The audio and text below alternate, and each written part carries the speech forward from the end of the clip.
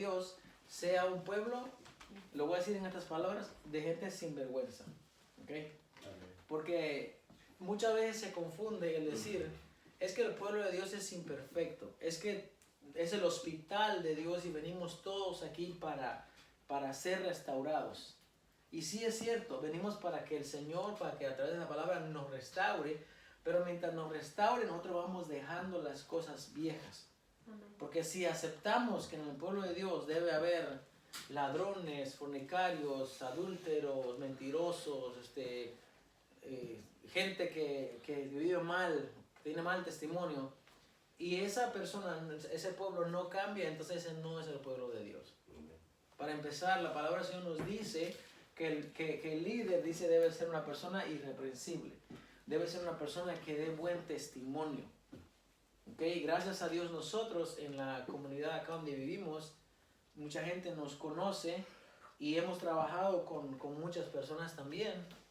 ¿Qué pasó ahí? Como que me conjalaron. Escuché que algo jaló por ahí. Y entonces nuestro testimonio tiene que ser bueno. Nuestro testimonio tiene que ser un testimonio que si no van a hablar bien de usted, por lo menos que no hablen mal.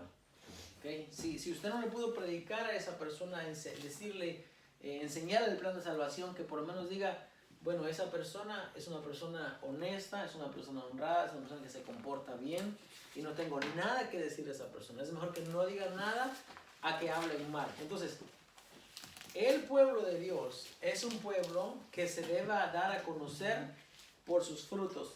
Y sus frutos tienen que mostrar qué clase de árbol nosotros somos. Amén. Primero Tesalonicenses 5, estamos en 5:22. No, 25. A ver. Terminamos hasta el 24 la semana pasada. Sí, leímos hasta el 24. ¿Otra vez? Leímos el 24, pero solamente explicamos la semana pasada el 21 realmente. Hoy vamos a leer el 22 y vamos a leer hasta el 24. Dice la palabra del Señor, honrando al Padre, al Hijo y al Espíritu Santo. Amén. Absteneos de toda especie de mal, y el mismo Dios de paz os santifique por completo, y todo vuestro ser, espíritu, alma y cuerpo, sea guardado irreprensible para la venida de nuestro Señor Jesucristo. Fiel es el que os llama, el cual también lo hará. Voy a rogar a nuestro hermano Oseri, por favor, que nos dirija esta oración en esta mañana. Amén. Padre, te doy gracias, Dios mío, que nos dio la oportunidad de poder ir con bien, Señor. Y podemos, Señor, glorificar tu nombre, Señor, a través de alabanzas. Te pido, Señor, que mi hermano que tenga la palabra, Señor, que le dé sabiduría e inteligencia y que hable nuestra vida, Señor. Y que nuestros oídos, Señor, estén abiertos a escuchar tu palabra. Y que seamos un hacedor a tu palabra, Señor. Y que guardemos, Señor, y llevemos tu palabra a aquellas personas necesitadas. Y usted sabe las personas que están pasando tiempos difíciles. Y por aquellos, Señor, escuche tu palabra, Señor. Amén. Amén. Amén. Entonces, leyendo nuevamente dice, absteneos de toda especie de mal. Cuando leemos en la palabra del Señor estas palabras, abstener, hay casi todo un capítulo acerca de abstenencia. ¿Sabe qué es abstenencia?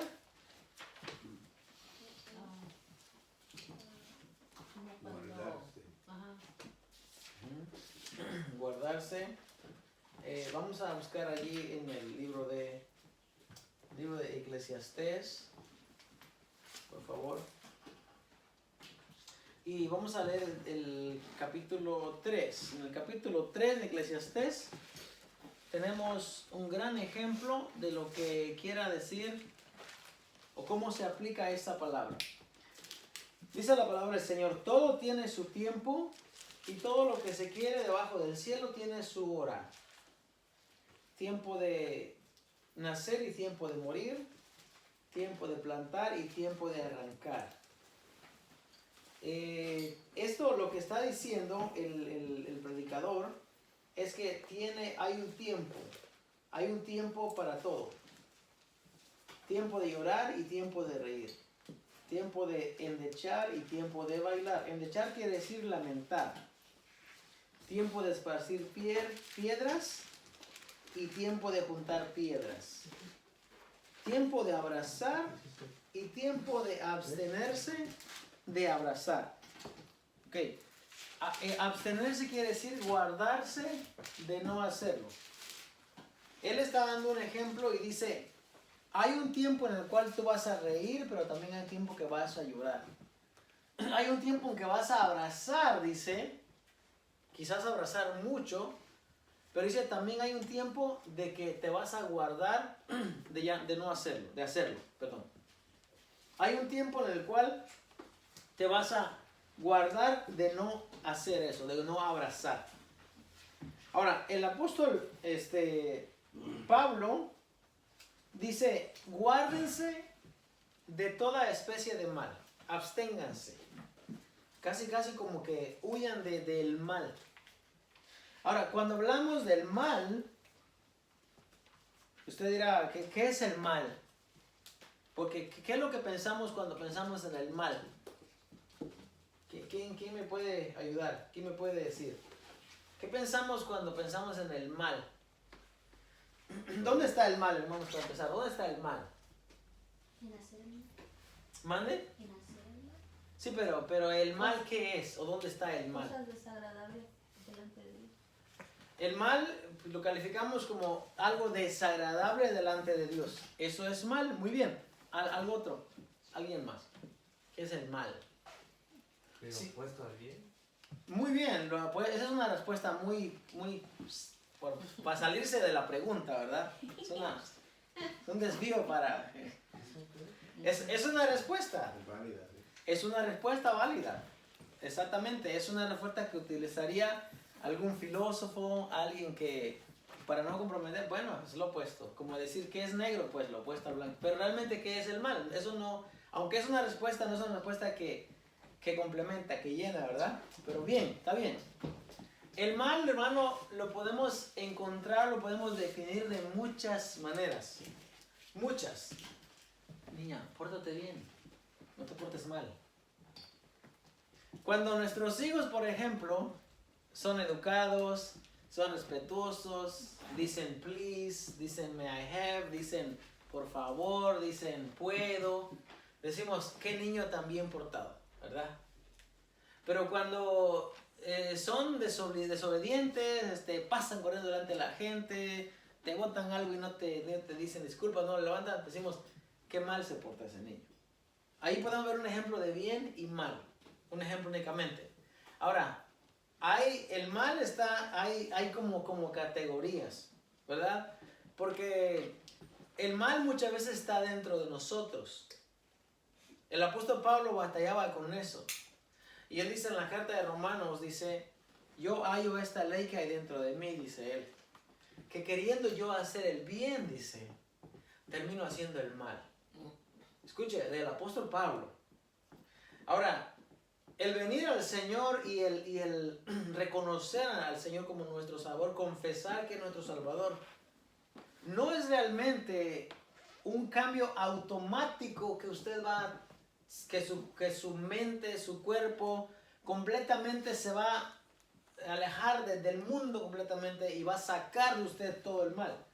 Muchas veces es un proceso. Pero es un proceso que nos da a nosotros una responsabilidad.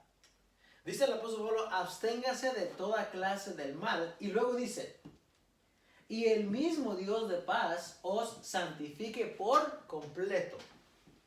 Quiere decir que quizás si yo hago un 2%, voy a poner un número ahí que se pueda, que nos podamos relacionar.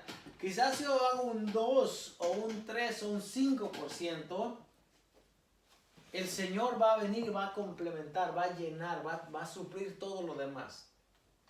Dice el Señor Jesús que va a decir en un tiempo a un buen siervo, ven buen siervo fiel.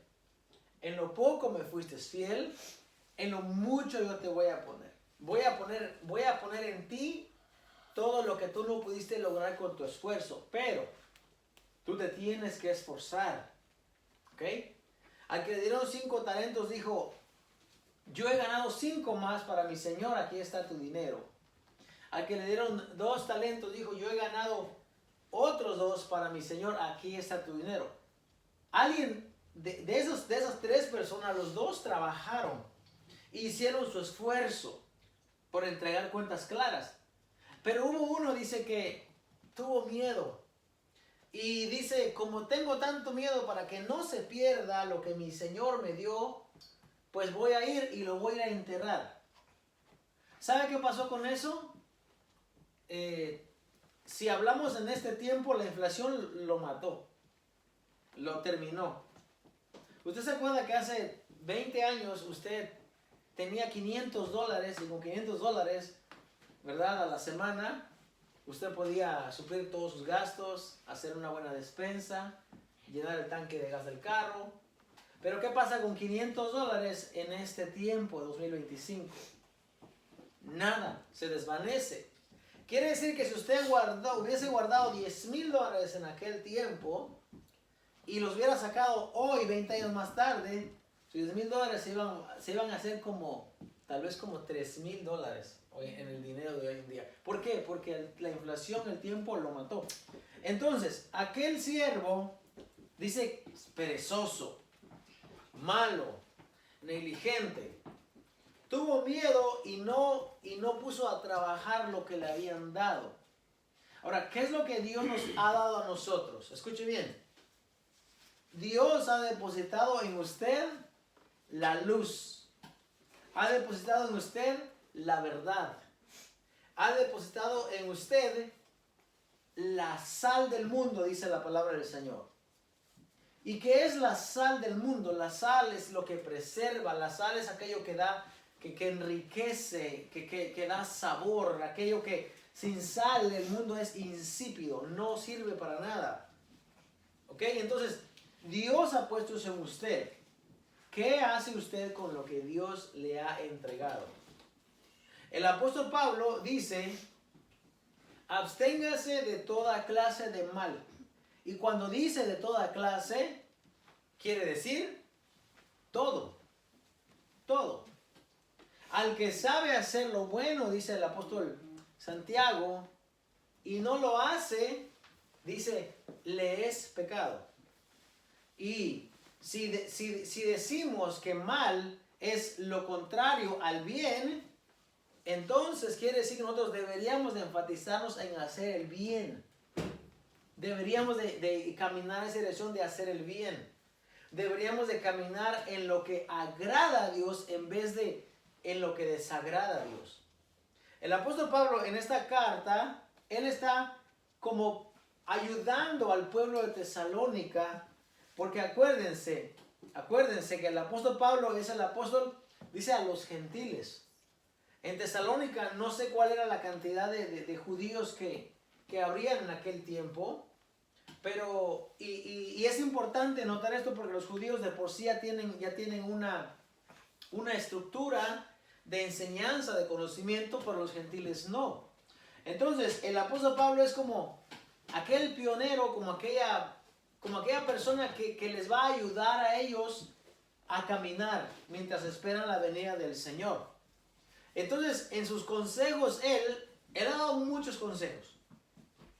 Así, según la semana pasada, hablamos de que tienen que fijarse quién es la persona que les entrega la palabra y cómo se las entrega, y tengan cuidado con aquel que les viene a enseñar. Y ahora les dice, ahora ustedes, dice, rechacen, nieguen, manténganse alejados de toda especie de mal. Y muchas veces nosotros no podemos comprender muchas veces qué es cuando dice toda especie de mal. Cuando alguien dice la palabra del Señor en Mateo 5, habla mal contra otra persona mintiendo, eso es una clase de mal. Mateo 5, bienaventurado soy, dice, cuando por mi causa, dice, os persigan, os maldigan, digan toda clase de mal contra vosotros mintiendo. Entonces, hablar mal a alguien es una especie de mal también. Es una especie de mal. Ahora, si usted habla la verdad, usted no está mintiendo.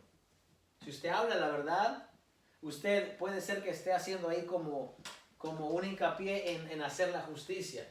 Porque, ¿qué pasaría si usted conoce que hay una persona que, por ejemplo, algo que se da mucho en nuestros casos, violencia familiar, por ejemplo, violencia doméstica? ¿Qué hace un pastor cuando sabe que un hombre que va a su congregación maltrata a sus hijos, maltrata a su esposa, y él sabe y no hace nada? ¿Acaso no debería de hablar la verdad? Ahora, eso no sería hacer mal, hablar mal, no, porque hablaría la verdad, estaría defendiendo. Como dice el hermano ayer en la conversación que tuvimos, ¿verdad? Si alguien está haciendo algo incorrecto y le está dando a sus padres, hay hijos malos que golpean a sus padres. De hecho, hoy en día hay una ley acá que si usted tiene un hijo ciudadano y él es abusivo, lo trata mal, lo lastima, aunque sea verbalmente, usted a través de una ley que se llama VAWA, usted puede aplicar para un beneficio porque ese hijo ciudadano le está maltratando a usted. Incluso existen esas leyes. Entonces, si una persona ve que tiene un hijo, su vecino, no sé, y está dando igual, y no dice nada, entonces está siendo partícipe de lo que está mal. Y el apóstol Pablo dice, absténgase de toda especie de mal. Fíjese, hoy en día no se predica, no se enseña de esto. Porque más bien la agenda que las personas tienen hoy en día es una agenda egoísta y es para ellos. Hacen los mensajes para que todo redunde a favor de ellos. Y esto no se trata de esto.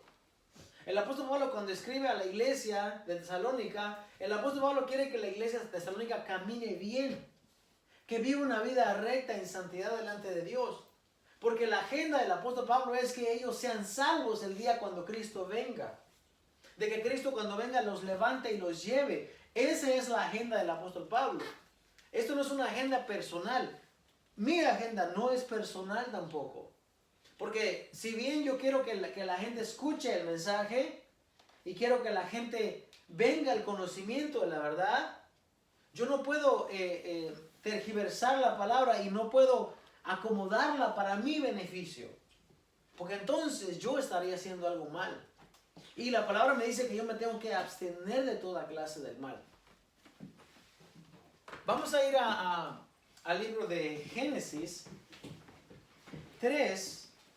En donde en Génesis 3 es donde podemos ver un ejemplo, quizás el primer ejemplo de lo que es el origen, o lo que como nosotros podemos conocer, del origen del mal en la humanidad. Dice Génesis 3, pero la serpiente era astuta más que todos los animales del campo que Jehová Dios había hecho. ¿Quién hizo a la serpiente? Dios. La cual dijo a la mujer, con que Dios os ha dicho, no comáis de todo árbol del huerto. Y la mujer respondió a la serpiente, del fruto de los árboles del huerto podemos comer.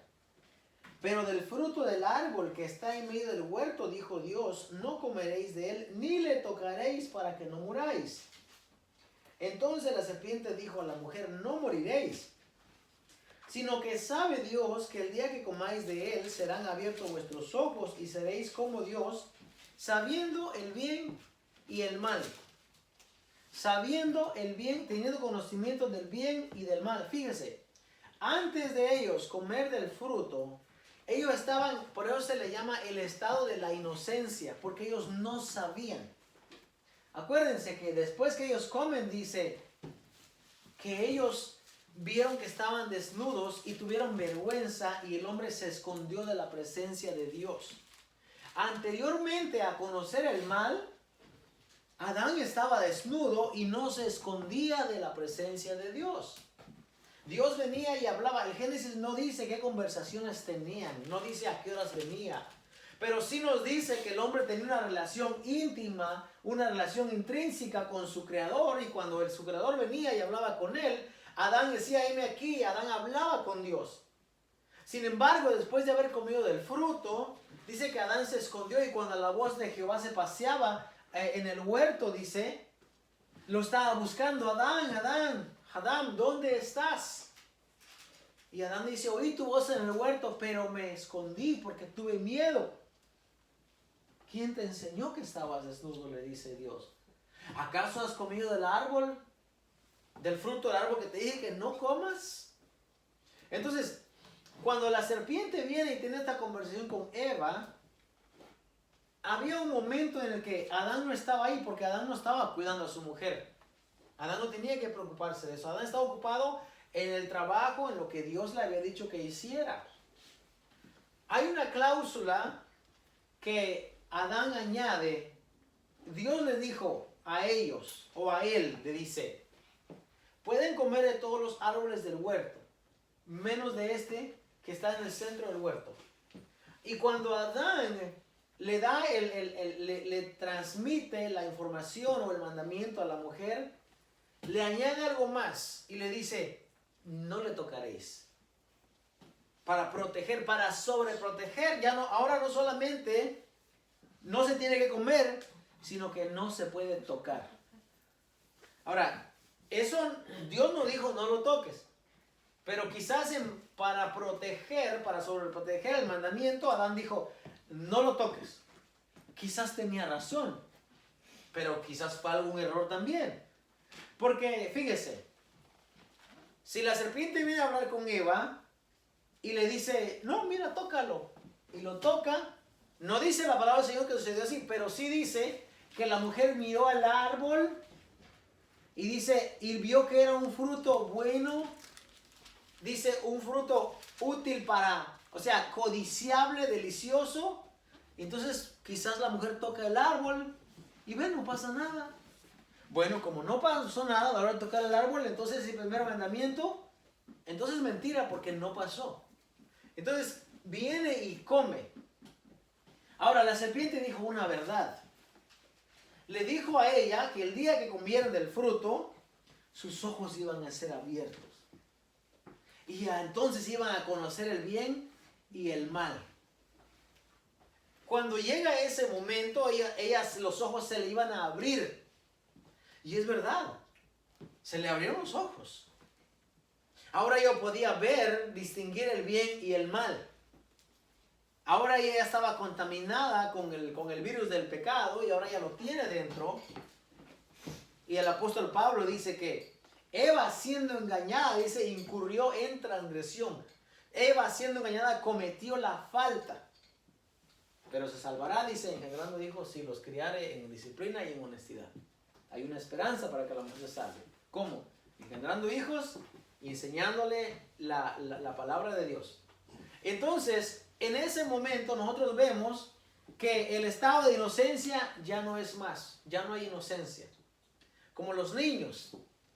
Nuestros hijos, hay un momento en que ellos, cuando son niños, ¿verdad? Porque hay niños que ya no son niños, hay niños que ya su mentalidad ha volado, su mentalidad ha cambiado y ya no son niños como en ese estado de inocencia, aunque lo son en su edad. Cuando los niños no conocen, están en el estado de inocencia, los niños cometen muchas faltas y entre ellos mismos se pelean, se discuten. Y luego al rato usted ve que el niño se le olvidó. No pasó nada. No pasó. No. Nada sucedió. No se hizo ningún daño. Aunque hayan cometido algún error, ellos están en el estado de inocencia. Todo lo perdonan, todo lo olvidan. Ahora, cuando el niño ya empieza a pensar ya en su mente, empieza a guardar estos rencores, estos pensamientos, entonces el niño ya no está en estado de inocencia. Ya es un niño que necesita que se le explique la palabra de Dios para que se convierta al Señor, para que entregue su vida a Dios, porque ya el niño ya no es inocente. Anteriormente, cuando está en el estado de inocencia, el niño no sabe nada. El Señor Jesús, cuando traía a los niños a Él, le dijo el Señor Jesús, deja a los niños venir a mí. No se lo impidas porque de ellos es el reino de los cielos. Ahora, no sé si estaba hablando en el estado literal de que todo niño, o se estaba refiriendo a los niños judíos que tenían el conocimiento de la Torah también en ellos. No se sabe de qué se está hablando. La posición se inclina más a que se estaba refiriendo a los niños, hijos de judíos que tenían el conocimiento de la palabra de Dios. No se está refiriendo a todos los niños del mundo. Ahora, cuando el niño deja de ser inocente, ¿qué pasa? Ya el niño empieza a pensar y a maquinar en su mente planes ya de cómo le hace daño al otro niño, cómo le roba el juguete al otro niño. ¿A usted le robaron un juguete cuando era niño? A mí sí, me robaron un juguete una vez. Y a ese niño yo ya no era tan niño porque pues le hice una maldad también yo. Ya fui y me desquité. Él me robó un juguete y yo le robé toda la casita al niño. En ese estado yo ya no era niño de inocencia, no. Porque ya pensaba en la malicia. Ya, aunque tenía 9 años o 8 años, 8 o 9 años, yo ya era un niño a causa del entorno en el que vivía, que ya había maldad, ya había pecado dentro de mí. Entonces, cuando llega a esa etapa, entonces el niño ya no está en la etapa de inocencia. Ahora, el apóstol Pablo acá no le está hablando a niños, le está hablando al pueblo de Dios. Un pueblo de Dios que ya ha alcanzado madurez. Y le dice, cuídate de no cometer mal. Cuídate de que tú no te dejes llevar por el mal. Escuche, el apóstol Pablo le habla a la iglesia y nos habla a nosotros. Cuidémonos de no hacer el mal. Si hay algo que no está correcto, no lo hagas. ¿Ok? Si hay algo que no va a tener un buen final, no lo hagas. Si hay algo que tu conciencia te redarguye, no lo hagas. ¿Por qué? Porque no seas como Eva, no seamos como Eva. Que Eva dijo, bueno, como el niño, ¿verdad? Cuando le dicen, no metas el dedo ahí, le dicen al niño en ese receptáculo, no lo metas el dedo ahí. Y uno le está diciendo, no metas el dedo porque sabemos lo que va a pasar. Sabemos que va a pasar que si mete algo por ahí y hace corriente, se va a dar un shock, un toque. Y se va a despertar el niño, ¿verdad? Tal vez no lo vuelva a hacer. Pero uno le quiere prevenir. Le digo a Linda, no corras. No corras, no brinques. ¿Por qué? Porque yo sé que ella se va a caer y se va a lastimar su rodillita, su mano. Pero ella ya me hace caso. Ya me hace caso. Ya no corras, ya no corre. Ayer yo andaba por allá, digo, no corras. Está bien, se iba caminando. Uno quiere prevenir que ellos se lastimen, que no se caigan, que no se quiten los dientes. Porque hay niños que se caen y pierden los dientes y eso duele. Entonces, de la misma manera el apóstol Pablo está previniendo para que el pueblo de Dios se mantenga en santidad delante de Dios. Absténgase de toda especie de mal. Pero cuando el niño no hace caso, él quiere probar. Entonces, mientras usted no se está dando cuenta, el niño se mantiene como que ahí alejado. Pero de repente como que va como quiere y comete. Porque para él, si le dices no, es como le dijeras, el niño quiere saber por qué no. ¿Por qué no? La curiosidad, esa incertidumbre, ¿qué hay detrás? No abras esa puerta y el niño como que se va acercando ahí, como que no lo ves y abre la puerta y él quiere ver. Esa curiosidad, eso es algo que los seres humanos lo tenemos. Ese deseo de querer ver, de querer saber.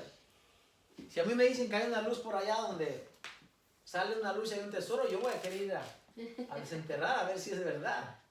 Es esa curiosidad que uno tiene como persona.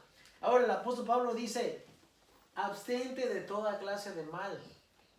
Y el apóstol Pablo está hablando a una iglesia que ha conocido la palabra de Dios, que tiene el entendimiento de la palabra de Dios. Y muchas veces aún así nosotros nos preguntamos, ¿cómo es que yo debo de vivir?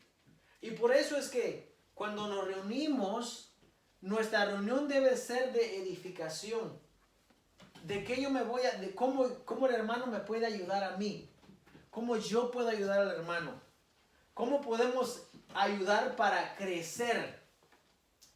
El deseo del apóstol Pablo era que el pueblo de Dios creciese en conocimiento, que creciese en temor a Dios, porque eso es algo que usted y yo deberíamos de anhelar, no quedarnos estancados, Si nos quedamos estancados, hermano, ¿qué va a pasar? Nosotros no vamos a crecer y no vamos a saber. ¿Y sabe qué? El peligro más grande es que el Señor va a venir y nosotros no somos levantados como pueblo. ¿Por qué? Porque ni siquiera supimos a qué hora vino el Señor. Ni siquiera supimos cómo teníamos que guardarnos para Él. Él dice, el buen siervo es aquel, dice, que se mantiene vigilante. Vigilante es una persona que está alerta. El vigía era aquella persona que estaba en lo alto de la torre y estaba watchando, como el watch over. Por eso hay una revista que se llama El Atalaya, el watch over. Porque el vigilante es aquella persona que está lista, viendo a ver dónde viene el enemigo que viene a atacar. Cuando él dice el siervo vigilante, se refiere a aquella persona, no como los dos que estaban en la torre del Titanic, ¿verdad? Que ni cuenta se dieron. Por estar viendo otra cosa, no se dieron cuenta que el iceberg ya estaba ahí, aunque estaba muy cerca y era muy grande. No, sino como aquella persona que está velando y está atento para ver de dónde va a venir, de dónde va a salir el enemigo. Ahora, nosotros muchas veces pensamos que el enemigo va a venir de afuera, de allí. Y siempre estamos alerta mirando allá. Pero ¿qué tal? ¿Qué tal si el enemigo no sale de afuera, sino que sale de aquí? ¿Qué tal si duerme con nosotros? ¿Qué tal si... No me refiero al esposo, ¿verdad? ¿Qué tal si el enemigo está aquí dentro? ¿Qué tal si el enemigo es esto que yo veo con mis manos y que yo puedo palpar y que yo puedo sentir? ¿Qué tal si el enemigo es aquel impulso que está dentro de mí que me va a llevar a cometer o a hacer o a destruir algo? En eso muchas veces no pensamos. Muchas veces no pensamos que el enemigo más grande que tenemos, el mal más grande que tenemos, es esta carne que nosotros tenemos. Que muchas veces no podemos controlar, pero deberíamos de poder. El apóstol Pablo dice en Gálatas, y manifiestas son las obras de la carne, y nos dice que son adulterio, fornicación, pleitos, celos, iras, contiendas, enemistades, herejías. Toda esa clase de cosas, ¿dónde están? No están afuera, hermanos. Están dentro de nosotros. Y nosotros debemos de cuidarnos. Pero el apóstol Pablo también nos da una respuesta o algo para contrarrestar. Dice, mas el fruto del Espíritu es amor, es gozo. Mira, con el primer fruto del Espíritu, con el primero, amor. Si tú amas a tu hermano, si tú amas a tu prójimo, amas a tu semejante, no le vas a robar. ¿Ok? No le vas a robar. No vas a hacer mal contra esa persona. No vas a tener enemistad contra él, no vas a pelear con esa persona. Ya con el primer fruto del Espíritu, ya contrarrestaste muchas otras obras de la carne. ¿Qué más dice? Gozo.